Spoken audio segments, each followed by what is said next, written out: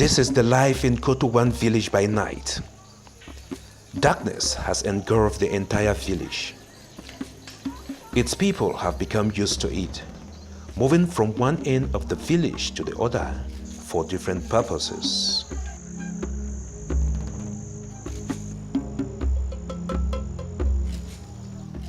Other lighting devices are employed by villagers for commercial activities. The Emilienne is using a solar lamp as she roasts fish to sell to customers. Mondo Delphine, like Emilienne, serves her customers in the cafeteria with the aid of a solar lamp. Other commercial activities are undertaken with other light sources such as push lamps and candles.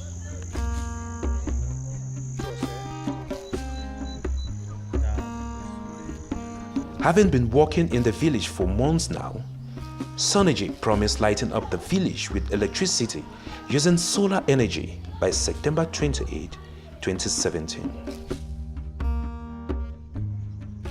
Here we are in Koto-One on September 28. The more than 3,500 souls living in the village impatiently anticipate a new dawn in their lives. From our observation, the powerhouse to supply households with electricity the next day is ready. We would say, as it stands right now inside the powerhouse, everything is ready to go. And in a couple of minutes, we shall be switching on lights on both sides of the village. We have a good segmentation system that we have done at the village for the grid, that we run them on two separate, we would actually call it like two separate power plants. Meaning one side of the grid runs on its own system and the other side of the village runs on a separate system. Meaning we cannot have a complete blackout. The powerhouse is fed with energy captured by 350 mounted solar panels with an energy production capacity of 600 kilowatts per hour. We have 372 panels, all in the tied up in the string of 6/6, meaning we have 62 strings of 6/6 panels each. They are all linked up into the powerhouse, into the inverter system. We have the 4 cabinets there that they've been divided into 2 separate power plants based on our grid structure. We would say it's one of the first off-grid system rated at this high. We are capable of producing 680 kilowatt hour. We have almost about 529 or 30 households, and we are capable of supplying them with enough electricity. We have done the test and it's working perfectly. To ensure that the technical system comprising connections and equipment work out well and supply the village without hitches, an engineer is brought in all the way from Poland to check and correct the entire process. I checked all the systems that are ready to go and to supply the village to the power. And also we checked the charging the batteries and solar chargers. That's what we have here. We have here inverter systems, solar systems, and also the batteries. We checked all these parts of the installation. We checked also the power, also the houses installations and the grid. So now we are sure to give the village the power. On the side to Koto-One, women in the village are brought together and given special lectures on how to use home electrical appliances to help reduce their burden. If you wash, don't want to do the pan, do the spoon. If you wash yourself, even amongst your spoons, you wash them. But this, for years, I have an engine there. So if you soak inside water, it will spoil. When I see this place, today at Koto Village, I was actually teaching the women how to use household electrical appliances. With these appliances, the woman's work in the house will be reduced. I was actually teaching them how to use an electric stove cooker. I was actually teaching them how to use a kettle boiler, and I was teaching them how to use a fruit blender. With all this, the work of the woman in the house is greatly reduced, because we have seen that women in Africa, women especially in rural areas, are spending a lot of time in the kitchen. So with these household electrical appliances, this will give women some time to rest and to take care of their kids. As the day passes by, inhabitants of the village are anxious to see the SunErgy magic come true. Even as these technicians make their last-minute connections, they are closely followed and watched by villagers, all wishing that all works out well.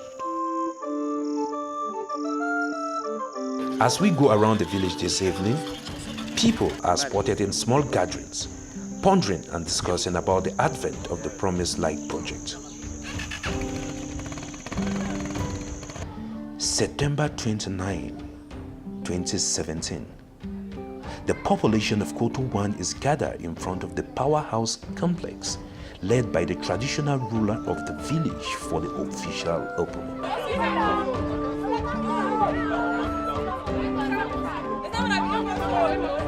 The symbolic ribbon is cut by His Royal Majesty, Emmanuel Iyoke, who used the opportunity to celebrate the feat by SunErgy.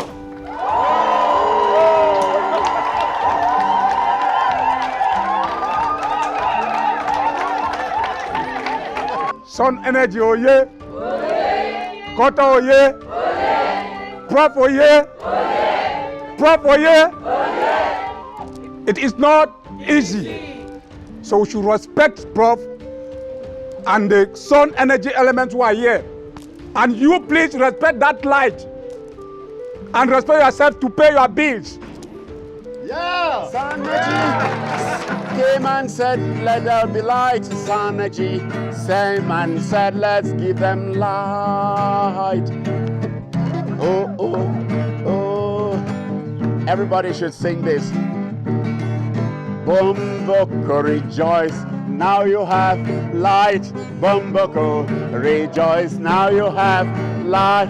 Bomboko, rejoice, now you have The realization of this project in the heart of the African rainforest on the slopes of Mount Cameroon is a big achievement for the project initiators, because it will go a long way to better the living conditions of the people of Koto 1, who will now be able to use electricity, access internet and cable television, as well as microfinance services.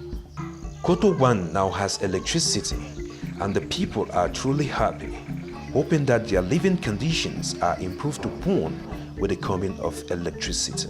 All this time as they work will be there still for doubt, but today a surprise for see the lights it come on. So I be very happy for see say my village Koto it don't get light. I know say many things and where they be there for town they go be too for my village. Never experienced say before this time I will see light for the village where they stay in Koto Bomboko. We are surprised say SunErgy don't bring away light for Koto Bomboko. And they look like say it be needless for even Pekin, for even me, I'll Pekin where we born am. For Kumaya say they go town, because most of the Pekin they go town so they want to see light. But all the things where they do for town, now we go enjoy and do for here. However, the project owners are already turning their focus to other enclave communities to engage the same process. We are satisfied with what we are achieving here, but you know, there is so much more to be done.